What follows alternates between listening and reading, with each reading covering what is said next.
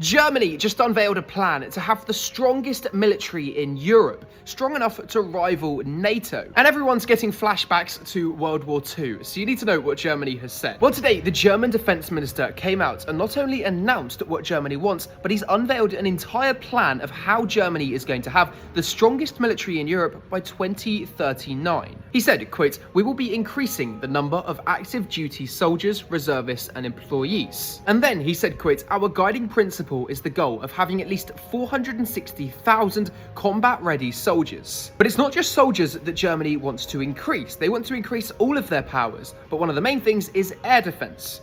The German defense minister also said, quote, "German air defense systems will be a key area for us. Whether through interceptor drones, air defense systems, or even defense systems against hypersonic missiles, there will be a high priority in the coming years." Now, one of those things to really focus on is the area where he talks about hypersonic missile defenses. At the moment, there are no systems in the world that can defend against hypersonic missiles, simply because they travel so fast. The closest anyone's gotten to something is China, but still, they haven't created anything yet.